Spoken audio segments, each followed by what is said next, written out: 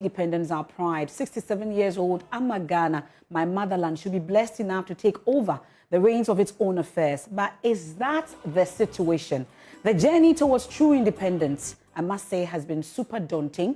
Talking about our identity as a country, what exactly is it, remains a question. We may be independent on paper, but are we truly free as a country? Talk about our economic independence in spite of our vast natural resources. Really, also, the question is there a Ghanaian dream? What exactly does it take to say, I am proudly the Ghanaian that I am? Have we preserved our cultural heritage? What is our national food? Which one is our national language? What makes us truly Ghanaian are but a few questions that we've been asking. Beyond questioning the month of March as a heritage month or Ghana month, what happens after that? Ghana is an independent country, but are we truly independent remains the question. Now, what is the Ghana we want, and what is standing in our way of grabbing that desire? What do we have? The Ghana we are not entirely proud of. Why is it the situation? What can be done about it? Why are the youth ready to leave the shores of this country at the least opportunity? Tonight on The Probe, we spill the hard truth about the situation we are faced with. My guests are drawn carefully from diverse backgrounds to lay bare the issues and start the bitter conversation about how to get the Ghana we want. How to get there is the issue. They can't do it all alone. Your contributions are absolutely welcome as well via all our social media platforms. My guest tonight, Bashira Kamal, is a gender, labor and safeguarding specialist joining us via Zoom. We also have Dr. Kwame Asah-Sante. He's a political scientist and senior lecturer at the University of Ghana Political Science Department. Mause Oliver Bakavomawo is a lawyer and convener of the Fix the Country movement. And then I also have Golda Na Adaku Ado. He's a better governance strategist. They join me via Zoom. Welcome, ladies and gentlemen. We'll be getting them shortly. But remember, we are live on Joy News. We are live on Joy 99.7 FM, myjoyonline.com, and all our social media platforms. We're on DSTV. It's channel 421. GoTV is 125.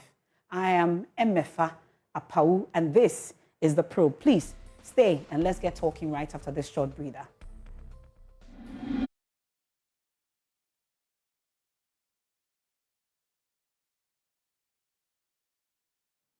Welcome back. It's Ghana Month on Joy, and tonight on The Probe, we are taking a look at the Ghana we want versus the Ghana we have.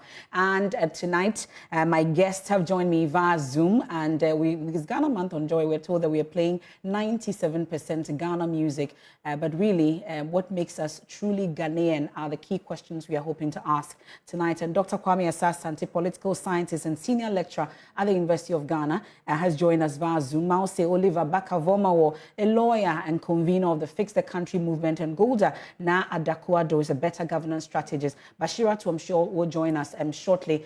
Welcome, ladies and gentlemen, to The Probe. Good evening.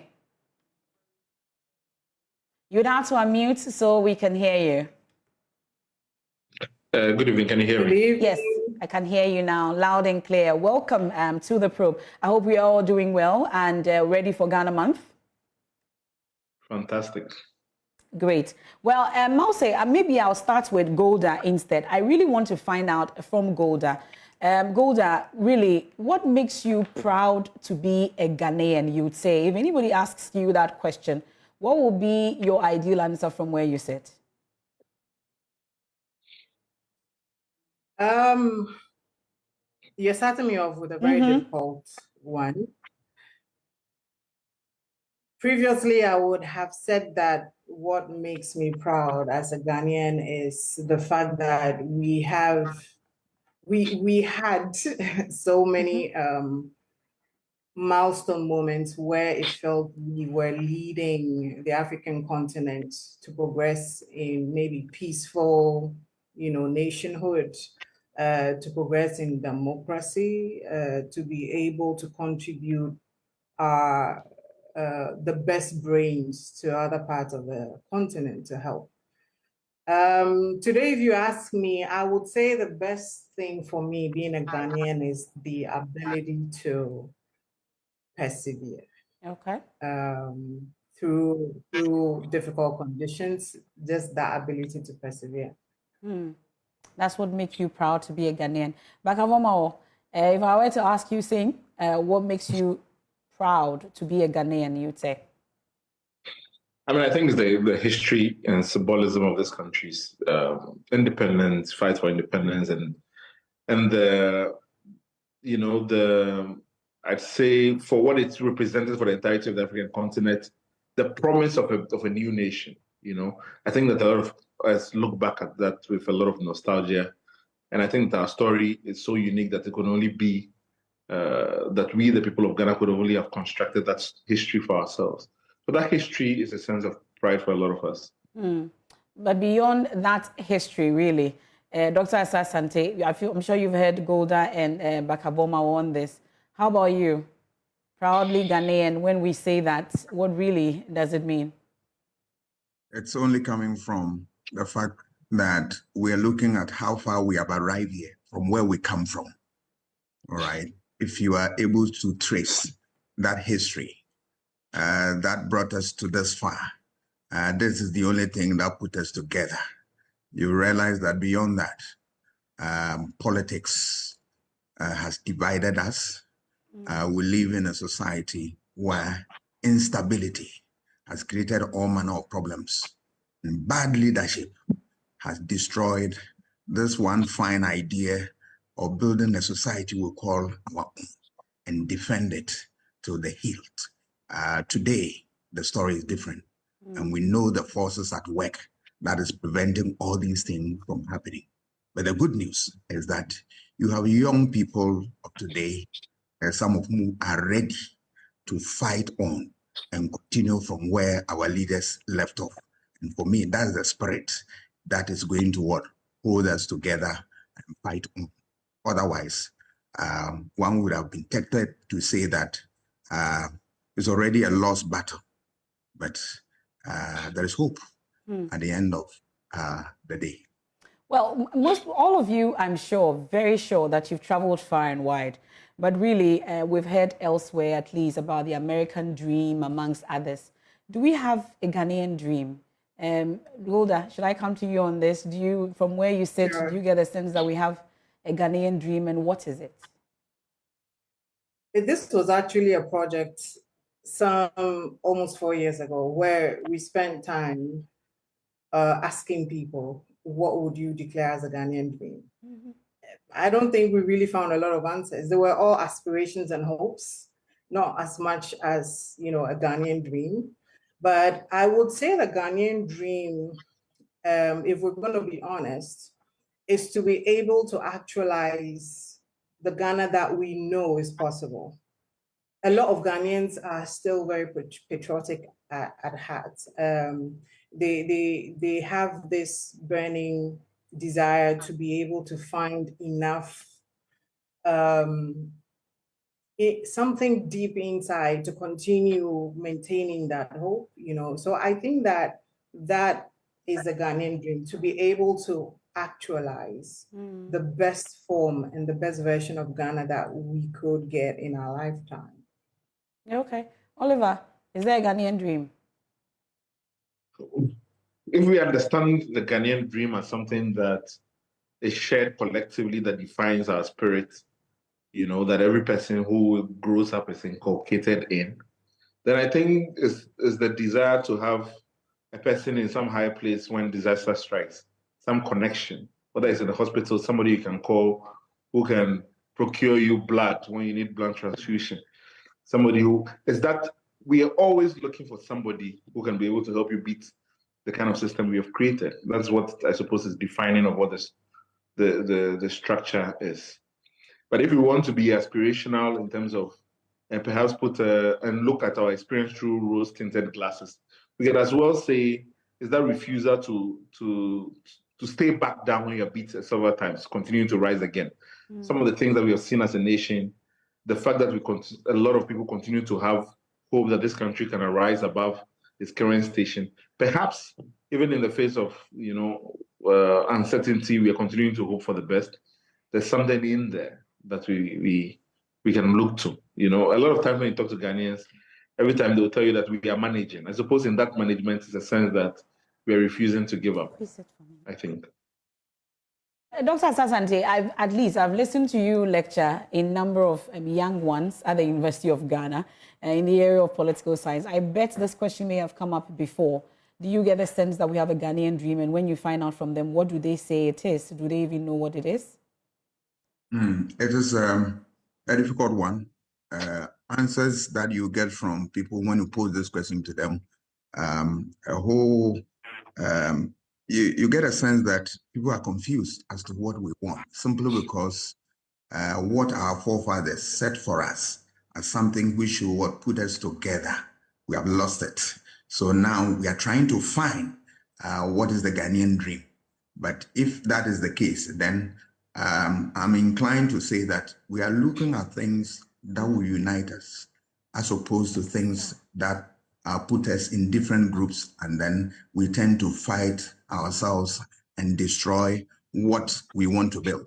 Remember that those who build the state actually focus on the fact that we want to have a society we can call our own, a society where we enjoy freedom and we develop in freedom. Is that the society we have today?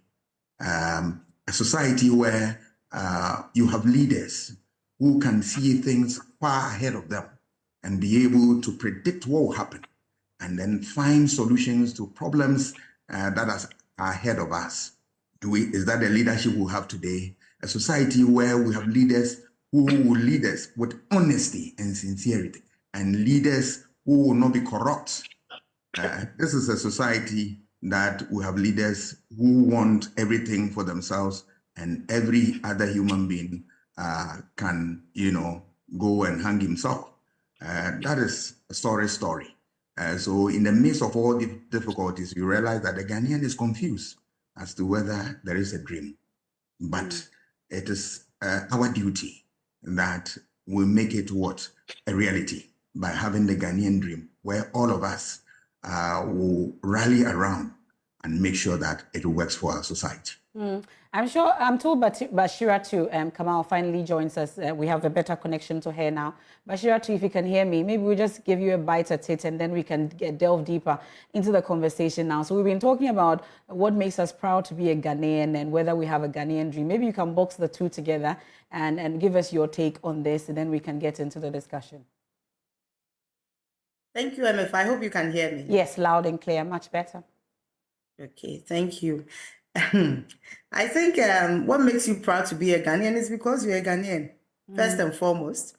And because of that identity of your being a Ghanaian, you have to be proud about that identity so that anyone who even comes into contact with you is able to respect that identity and the country as a whole. And then the other one about the Ghanaian dream, it's quite interesting listening to Oliver Golder and Dr. Because I am not sure, we have different generations. Someone will say they are Gen Z, millennial. I mean, if you look at it on a whole, each one of the generations have what they call a perfect Ghanaian dream. Because due to how the system has become, people are seeing things differently. I experience a lot of things differently as is being experienced today. In my days, even though I went to a private school, there were free exercise books being shared to students in the public school. And at the time when they bring the books home, you'll be like, why didn't I go to a public school? Now it's the opposite.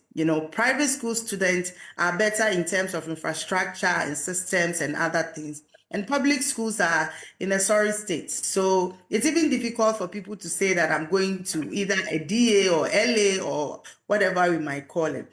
And the other thing is, like Oliver mentioned, everybody is hoping to know someone in a position of power so that when they find themselves in any uncomfortable situation, even in situations where there's supposed to be an equal opportunity for all, like looking for a job, going for a job interview, accessing medical care, accessing opportunities in higher institutions or however we may call it.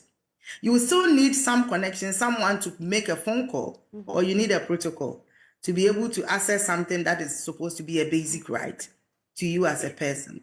So I think a better Ghanaian dream will be a place or a society where all systems and structures, are equal. Everyone can access them equally. A society where the state is responsible for what it's supposed to do. You know, where systems are in place, state institutions are doing what they are expected to do, where companies are doing what they are expected to do, and then where citizens have the opportunity to be part of the governance system of a country as well.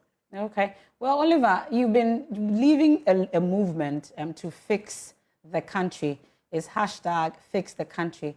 We're wondering what exactly is wrong with Ghana that we are hoping to fix? I mean, I think that one of the things we can all agree to is that there's a general despondency, generally among the population and also young people who have lost the sense of belief in this country's potential, like I was saying, to rise above its current station. And a lot of what our advocacy is about is to create a sense of belief that if we do put ourselves to it, that we galvanize a sense of, a sense of wanting to be part of the solution, that perhaps we can move the country even forward. So a lot of the times we've talked about that our advocacy and our messaging is more directed towards the Ghanaian rather than those who are in positions of power. Because first we must regain the faith that this country can change. And without that sense of belief, without believing that, anything we do matters, nobody is invested in the process of how we rethink and build the republic. That for me is the essence of our advocacy in general, that a lot more young people have to believe that this country can in fact be able to achieve justice for them, that they might be able to see their dreams actualized in this republic. That process we have lost, and that's what a lot of this is about, I think. What would you say led us to that sense of belief that you think is in the youth generally that you were hoping that we could fix? Well, a lot of the times I talk about the Fourth Republic and the 30 years we have seen, not because past years have not brought us closer, but I think that in 1992 there was a sense of renewal that we were not going to do politics of old, that things were going to change, that we're going to see the Vision 2020 Ghana realized. There were so many promises that were made that whether they were not believed by the elite class that made those promises, or in fact there was no commitment to actualizing and realizing them. And as a result of it, so many people have seen dreams broken. So many people have lost, people within the dysfunctional healthcare system. So many people have lost job opportunities to be able to grow for themselves. A lot of us are walking into retirement where our pensions are not secure. So we are seeing a whole generation lost. And in fact, the fact that all of this is happening in our lifetime, we are not seeing punishments being given to anybody. We are not seeing any sense of real accountability for some of the things that are happening in the country. Obviously, people give up.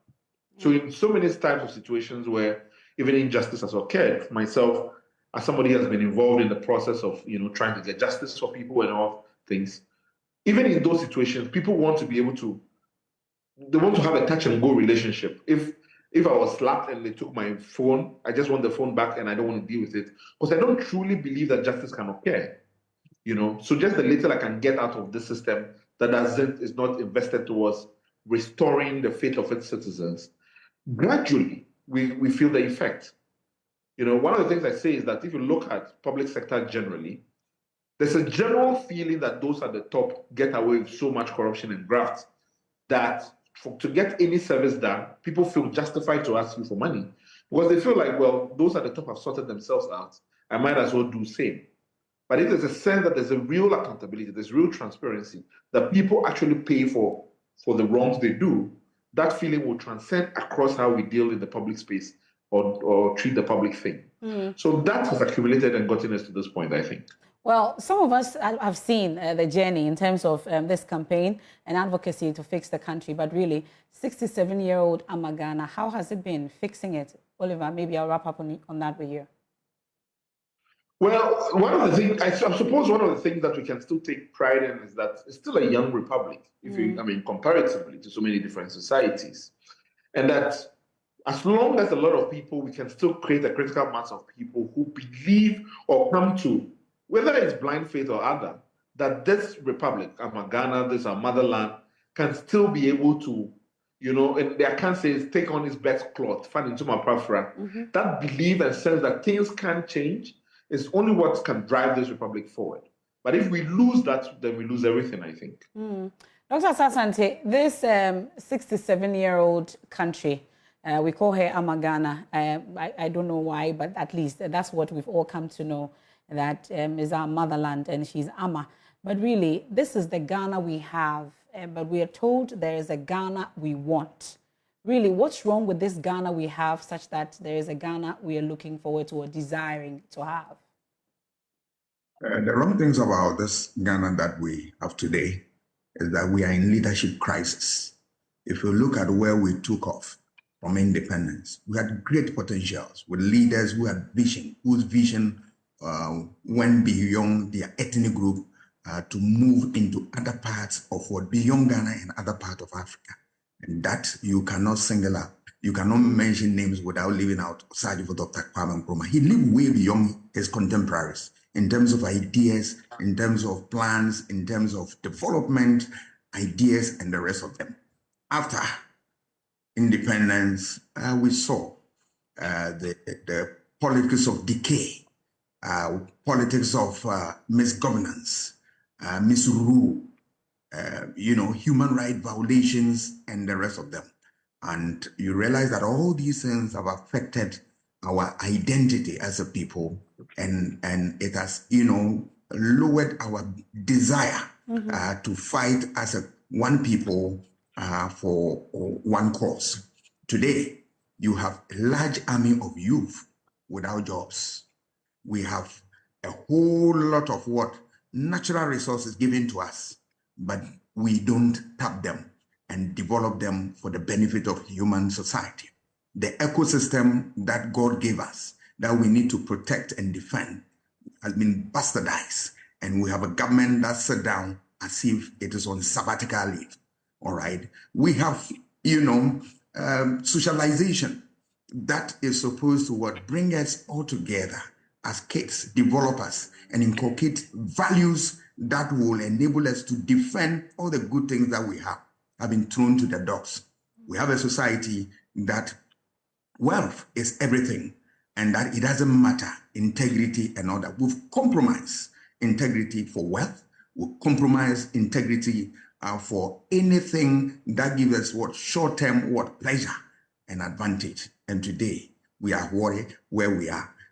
These are the evils that have reared their ugly heads in our system, and today we are paying dearly for it. That if we want to fix this, we need soul searching. All right.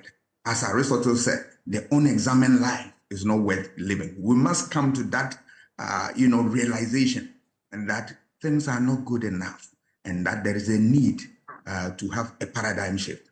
That's the beginning. And then we walk away from the talk shop to real workshop, where we put things together and then do things that address our problems that we have today. And above all, we must have a sense of patriotism that says that, look, this is the country that we have, and that we must apply our shoulders to the wheel and work to save this country and save generations ahead of us. If we lose it, I'm afraid it doesn't matter the amount of rhetorics. It doesn't matter the number of times that we change government and all that. If we lose this, we will struggle to find the path to destiny. But you talk about leadership. We are the ones that select the leaders that we have. Yeah, simply because we are not careful in selection. We select based on other factors which are not necessary. We select based on ethnicity. We select based on religion.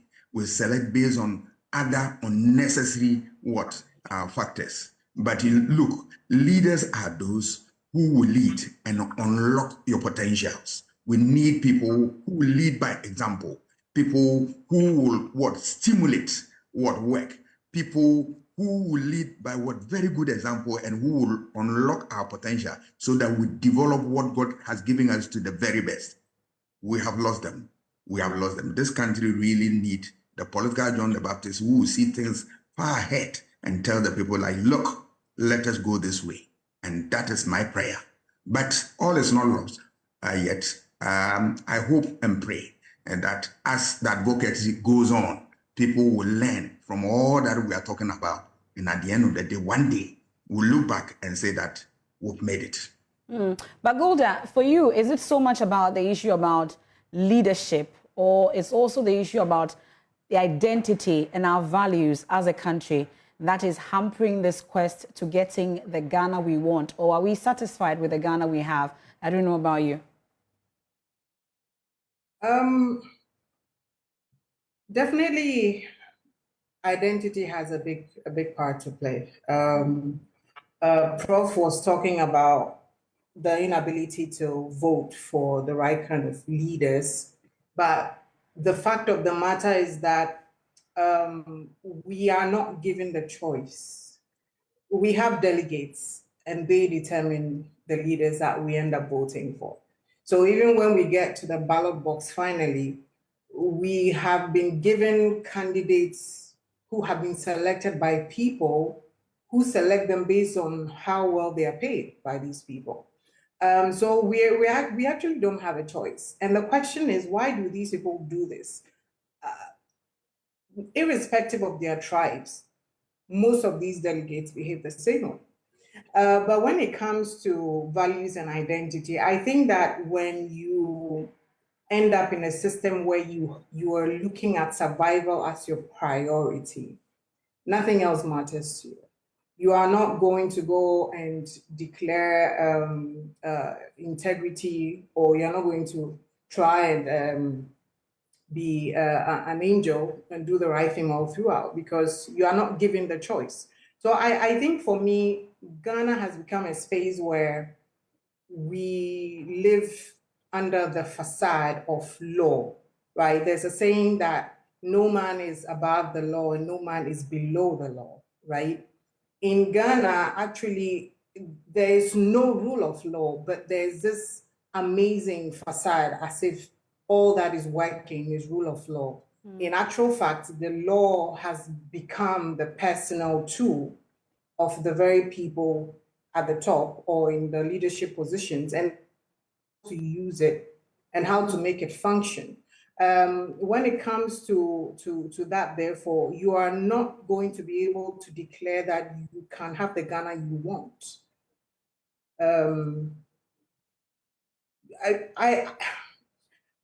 I'm going to pause here briefly because I think I want to say a bit more, but I feel it's going to go way out of the question you asked me. So I'm going to pause briefly. Okay, I'll take that from you, Golda. But the issue about rule of law comes up, and the lawyer amongst us, I'm sure I'll throw that to him. Baka Boma, so it looks like for Golda, even though there's rule of law, it's almost non-existent, and it just works for a few.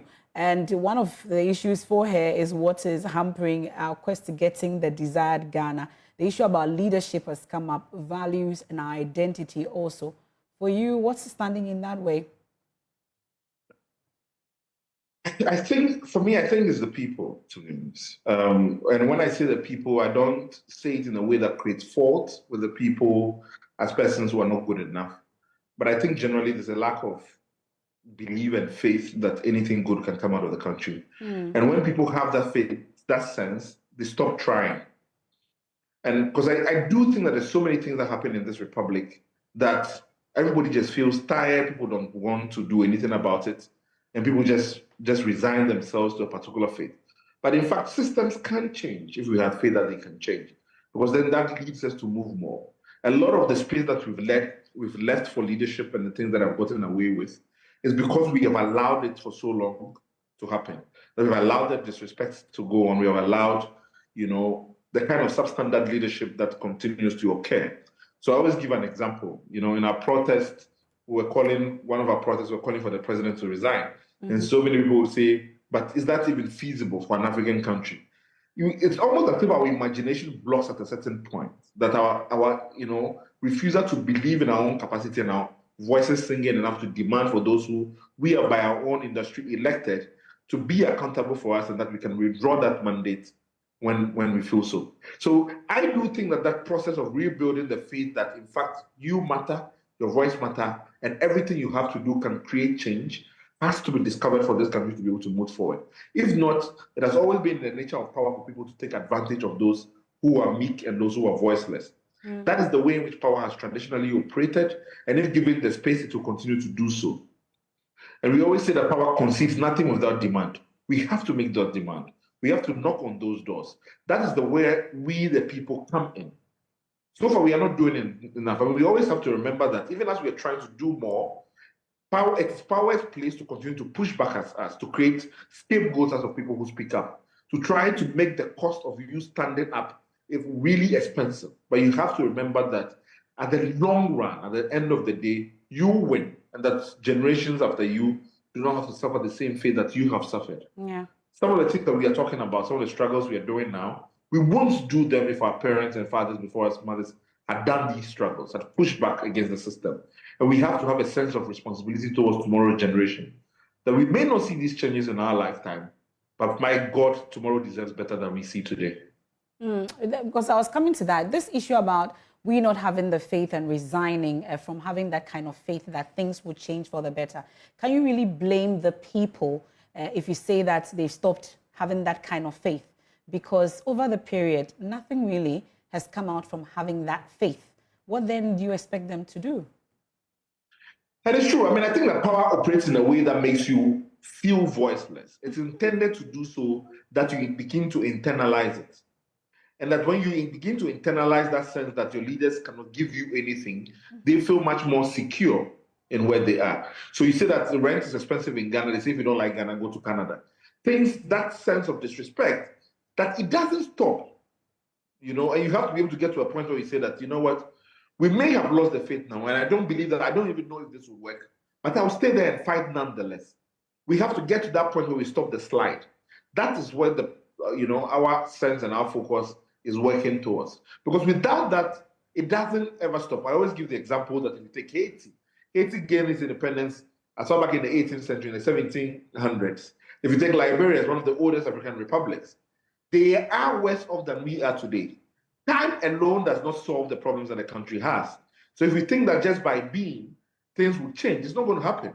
They can, in fact, get worse. And history has shown that they do get worse unless the people themselves resolve and stand up to demand different. So that's the unfortunate situation which we are put in. But it's a situation which power wants it to be in. This desperation, this sense that nothing works, because then they can profit better off our backs. Bash, really, for you, in terms of, you've heard the issues about leadership and the people themselves, the issue about our culture and our identity. One of the reasons why we are not getting to the Ghana we want, and we are sticking with the Ghana we have, and people have resigned from having faith, at least from what you've heard from Bakavoma. What would you say is actually hampering our quest to get to where we are supposed to be? I think key amongst them, Prof mentioned, is the issue about the leadership crisis that we all find ourselves in. No matter how we choose to look at it, someone needs to take the lead, and we have voted for people to take the lead on such things. Now, it's sad to note that in our current dispensation, those people we have voted to give power to are using the power to actually oppress us in the end.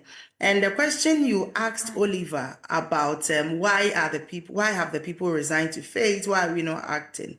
It's also about an issue of witch hunting, victimization, oppression in different forms, because you have people who speak up, just writing a common post on Facebook or commenting under somebody's post on Facebook. The next thing, they see themselves at the disciplinary committee of the organization, where letters would have been written, or just a phone call would have been written, and you are called and asked, choose between politics and your job, or choose between criticizing this government or this MP and your job. And in this society where, getting a job is really difficult, of course, it's given that people will choose their livelihood over commenting around issues of political interest or issues that benefit all of us generally. And we, as a member of the Fix the Country, we've seen it unfold itself in different forms. When some of the conveners of Fix the Country suffered the same fate, so some of them we did understand had to just go back, step back a bit from the campaign and others. And added to this is also this culture of, we talk, oh, sorry, there's a light out here. I'm on a plantation, so Yeah, it's fine. that's fine. There's this culture of Jamenka, which has become quite popular. So people will tell you, if you are talking about issues and you are even trying to educate people to understand that when an MP built a school or a borehole for you, he has not done you a favor. He's actually supposed to do that, and you have paid for that to be done. That people are being told that you don't have to question the system, allow the system to operate. What you have to do, focus on your work, get your money, and move on with your life, without complaining. But we do also forget that not everyone will have that voice to be able to, speak on issues generally, like we are just doing on now on TV. Not everyone will want to do that, even though people may have agency, but it may be difficult for them, just for the same reasons what I just told you, that people might be witch hunted. For instance, there was a time that I was filled to be on a TV show, and then within minutes, I think 30 minutes to the show, I had a call that the show had been canceled. But it was not so. It was because of my involvement in social media activism that someone felt that I was bashing them too much. So they had influence in that media house. So they got my name out. And it was not also like I was being paid to be on that show. So they are lost. But who was going to benefit from my comment? Who was going to be the person who learned something new to be able to ask for what belongs to them rightfully? Then there is also an issue of voter apathy. Now, in this 2024 election, we are waiting to see how it plays out, whether people will genuinely go out to vote or people will resign to fate to say that this is my political party. I am disappointed by what the party has done. So I'd rather not vote at all and I'll stay at home. And that is where you begin to have the challenge of others going out in their numbers to vote, electing leaders that you end up sitting down and complaining about, but you refuse to go and vote. And you also have a situation where, like a lot of Ghanaians will say, that we have no option. It's the same political parties we have to choose from. It's NDC and MPP. So now, do we choose the lesser devil or we choose what? Which is also affecting people. And we have people who have also tasted the two sides and are saying that there is no hope. So I just have to face my business and go ahead and do that business as well. And there are people who are also using their stomach to determine how this country is run. Like Golda and the others have said.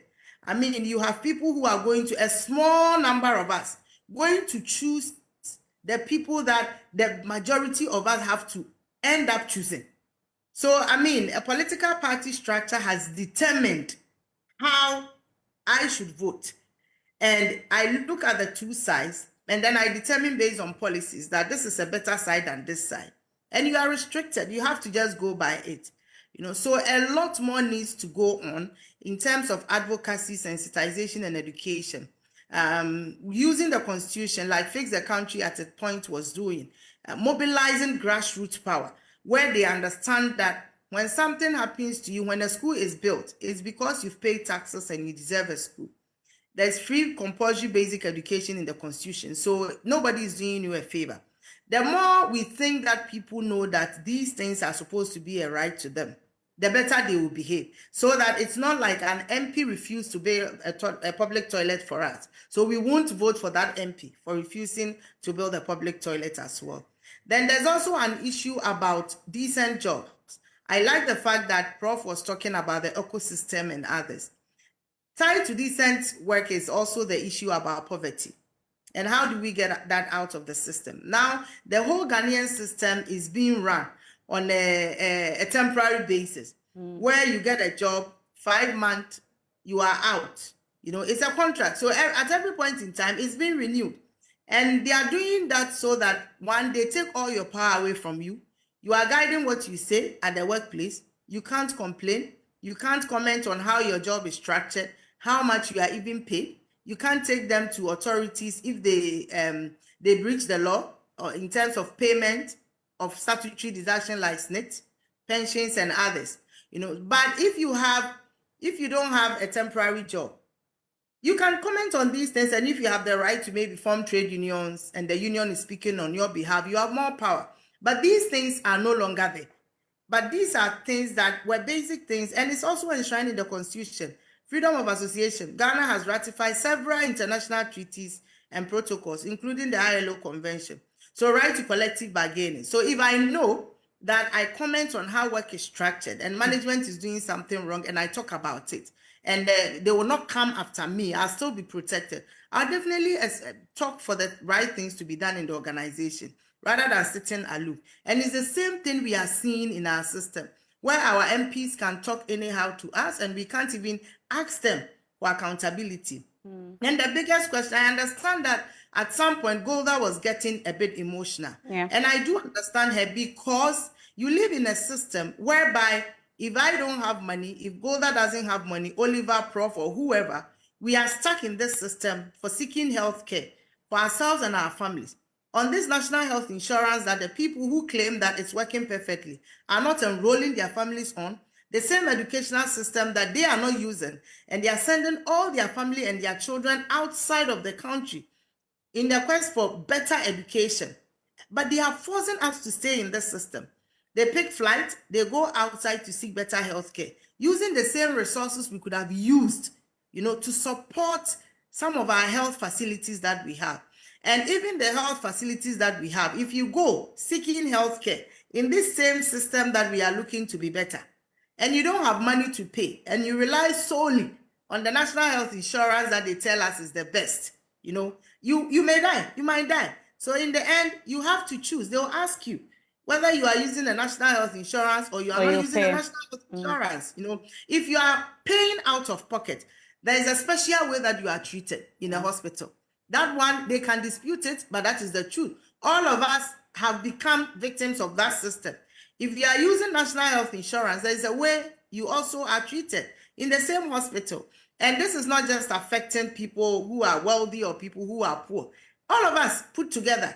That is why it's important that we all come together with one voice, to talk about the system and make Ghana better, so that we can all live in a society that is just, that is free, and that we can all talk freely without any fear of victimization. Really, Dr. Asante, you raised the issue about leadership, but you had Golda and then also Bash raise the issue about how can we talk about leadership when, in fact, we have allowed just a small group of people and the political party structure to give us the option of choosing between the bigger evil and the lesser of those evils to lead this country. You are into political science, really. Is it time to change that kind of system? Is it possible to actually change that kind of system to make it better in terms of who we elect or who we put out there as our leaders? What we need to know that we are not operating a direct democracy as it used to be in Athens, where every male adult was a part of policy or decision in Athens. No. Society have become complex and we have moved on. So today we have representative democracy where a small fraction of the people are selected to represent the people at all levels. So you don't expect any, system to allow everybody, for instance, at the grassroots, to select their leaders. No, you give the power to a few people that we have reposed confidence in, you have entrusted power with, to do the selection. The whole argument about this is that when the selection is done by a small group of people that you have chosen, the selection tends to be the best. And yes, there are a few problems here and there, but it's the best system. And that at the end of the day, you and I have a duty to sanction that or to reject it. That is where the bulk of the responsibility lies. That after they have done that selection, then at the national level where we are given the opportunity that this is the people they give to us, we have the right to scrutinize them in terms of what their personality, in terms of what their ideas, in terms of their policies and all that.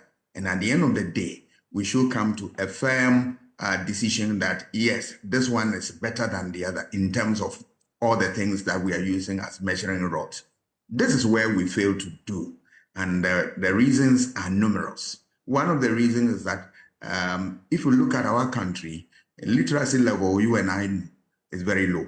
So we need to intensify advocacy education for people to become abreast with issues, so that when we are assessing leaders, we can assess them based on standard measurement, and not based on emotions, ethnicity, and all those unnecessary things. And this is one of the things that over the years, yes, we are doing our best, but we have not been able to get to the bottom of it, and always that's a problem. Issue of poverty has created a situation where little crumbs, when they are thrown out during selection of such leaders, people gravitate towards that and then use that as a way of replacing or shortchanging their own self. Once they get that, any decision they want to take to favor the one who threw out those crumbs to them. And that's unfortunate. Also, we have lived in a system where hypocrisy has taken a better part of our society, where we know that these are the very things we undermine our own system. We gloss over, we turn blind eye to them and pretend as if they do not exist. Look at today. People are looking for political power, and it's as if they are on the market. It's for sale. The person with the highest money is able to buy, sell. You throw out money out and people buy, and then you get a leader. If you get a leader through this process, of course, you are not going to get a leader worth his or her salt. You are going to get somebody that money through monetary inducement. He has born out of that process. That is not leadership. Okay. And today, who has the courage, the team, the courage to stand and talk about these things? Political parties are saying all this. We see them in broad daylight sharing money. But we have lost leaders in our society who said, this is wrong and all that. They will deceive us into believing that it is nothing. It is a means by which we help people who don't have transport and all that. These arguments must be, sent to the Marines. It's bogus, but here you are. You have people, well-meaning people who support this and pretend as if nothing. Hypocrisy is killing us. And also, one of the things that have undermined leadership so much is the fact that, look, we are prepared to die with our party forever and their leaders. It doesn't matter whether they do things right or wrong. Party tradition has really, occupied our attention so much that we look down upon real issues that really support society. Okay. We worship our leaders. We hold them in high esteem, and we are not ready to speak truth to power, and that is what is lacking.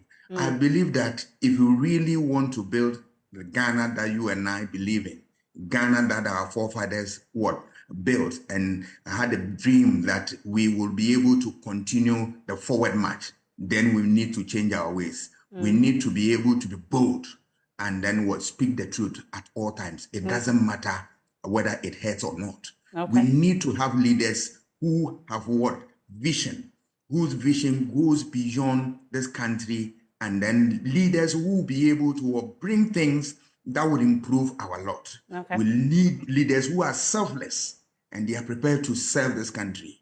And I stand and I dove my heart for people like Kwame Nkrumah, people like Buzia, people like Liman, and the rest of them. They govern this country. They have nothing in terms of wealth that they can show, but their works are there. We need people who will come and show that shining example, and then we emulate. And this is the Ghana that we want to build. Anything short of this, I'm afraid, is nothing but an aberration. Okay. Oliver, you've talked about the people a lot and the fact that they may not have the faith. But in the face of corruption and all the issues about illegal mining, all the things that bring us down as a country, do you think that the people are angry enough as well when it comes to the kinds of things that happens in this country? At least you've interacted a lot with people. I think that the Ghanaians are very angry about the situation in which we are, but I think the Ghanaians are not organized enough. So we are angry enough, but under-organized. The biggest forms of organizations we see in our political spheres, civic society, are political parties. And so a lot of the times, they then recycle people into this system that they have created that generate and sustain themselves. But outside of that space, for communities to be able to come together, for individual groups, interest groups across to be able to mobilize and do things. We don't see that level of organization that can become an appropriate counterweight to the politics of decay that we are witnessing on a day-to-day. So that's where the bigger issue is, the process of building systems of organizations, groups that can come together and be able to fight off across different societies is what we are missing. If you go to France, you see that the farmers' unions are very, very well organized. They can take over the airports, they can pour all their produce onto the streets. We don't see that level of organization here. And that's one of the biggest challenges, to be able to build effective counterweight system to the kind of politics and the system that the politicians have created, in fact. Okay. In wrapping up, I'm going to Golda and then Bash on this, but in some 3 days, we are 67. Are we truly independent? Our theme is our independence, our pride. Is there anything to be proud of when it comes to our independence? Are we truly independent? Well, behind you, we have the Independence Act, and it says freedom and justice. I think that those ought to be the measurement of our society. How have we built a just society? Are people free from economic anxiety? Are they free from poverty? Have we been able to liberate people from the ills of the society that we have created? I don't think that we've been able to measure up to our own ideals and what the founding fathers and the founding generation put ahead of themselves as the ultimate goal for our society. The challenge is not that we are not there. The challenge is, in fact, that it doesn't seem that we have constructed a path that will take us there. And that's even the most depressing part of it. So even though we yearn for these things, and every society must always seek to move and continue to go beyond, we don't seem to have a clear direction. And the persons that we continue to put in place do not even care about the project of really leading us towards a just society and ensuring that people are in fact free in their pursuits. Okay. Golda, independence, our pride. Yes. Truly, we have independence at 67 that we should be proud of? I think that we did not get the chance to truly bond as a people, as a nation, before the colonial masters took over. And after we got our technical independence from the colonial masters, I believe that the Nkrumah situation that led to the one-party state and the paranoia that led to the coup d'etat has also not helped us in really coming together to bond as a people. Until we truly come together and see ourselves as one, it will be very difficult for us to enjoy the independence that we've been celebrating, because a country is its people. You can't have an empty landmass without the people, and the people are actually just separate individuals doing their own thing.